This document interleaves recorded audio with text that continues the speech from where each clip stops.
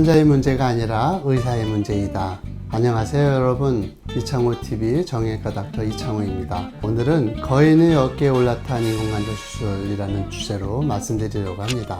명품은 고급 재료를 사용하는 것도 중요하지만 누가 만드느냐에 따라서도 달라지게 됩니다. 같은 바이올린 소리라도 초보자가 연주하면 소음이 되지만 천재 바이올리니스트 파가니니가 연주하면 신의 소리가 되기도 하죠. 재료가 아무리 명품이라 하더라도 그 인공관절 재료를 명품으로 만들어내는 기술은 의사의 손에 달려 있습니다. 수술도 마찬가지입니다. 수술자가 아무리 좋은 기구와 재료로 인공관절 수술을 한다고 해도 모든 문제가 해결되는 것은 아닙니다. 재료가 아무리 좋아도 수술 방법이 맞지 않으면 그 좋은 인공관절도 오래 사용하지 못할 수 있습니다. 이 명품 인공관절 수술법은 단시간 내에 얻어낼 수 있는 의술이 아닙니다.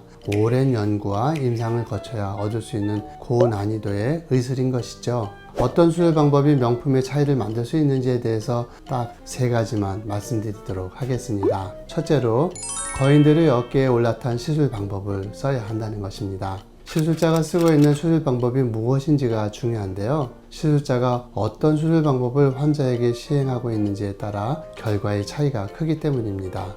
예를 들어서 고관절의 경우 수술 방법에 따라서 관절이 빠지는 어려움을 겪는 분들이 꽤 많이 있습니다. 이런 문제가 생기는 것은 수술 재료에 의한 문제가 아닙니다. 수술자의 수술 방법에서 나타난 차이라고 할 수 있습니다. 시술자의 그 수술 방법은 그가 어디에서 수술 방법을 배웠는지와 깊은 연관이 있습니다.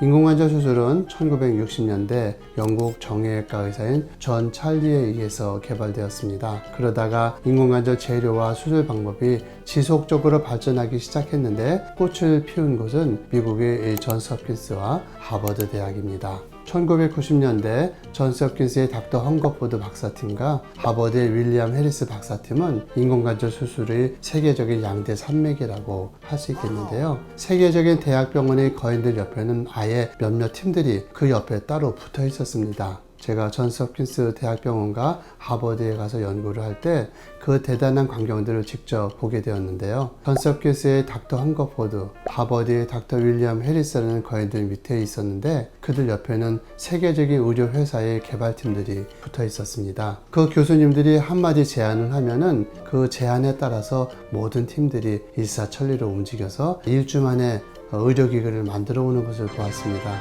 아주 정말 대단했습니다. 그분들이 80년대부터 세계적인 인공관절 수술 방법과 기기들을 연구하고 만들어 온 분들인데 전 세계 기라성 같은 의료 회사들이 그들이 한마디 한마디에 움직인다는 것이 참으로 놀라웠습니다. 그분들 밑에서 함께 보고 배워가면서 세계적인 의료기구들이 이렇게 만들어지고 있었구나 라는 부러움을 느낀 적이 있었습니다.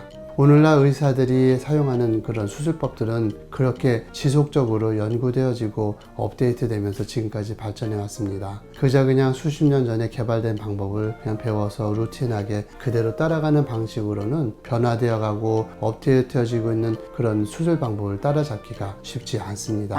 중요한 것은 세계적인 거장들의 그런 수술법을 정확하게 구현해내야 한다는 것이죠. 우리가 쓰는 인공관절 재료들은 그 거장들이 만들어냈기 때문에 그 거장들이 쓰고 있는 인공관절 수술법으로 정확하게 시술을 해야 그 인공관절 재료의 효능을 완벽하게 실현할 수 있습니다. 그래서 최대한 그 거장들의 수술 방법과 일치하는 수술 방법을 사용할 수 있어야 합니다. 지금까지 명품 인공관절 수술의 차이를 만드는 수술 방법의 첫 번째를 말씀드렸습니다. 다음 시간에는 나머지 2가지 방법에 대해서 말씀드리겠습니다. 이상으로 환자의 문제가 아니라 의사의 문제이다. 이창호 선한목자병원장이었습니다.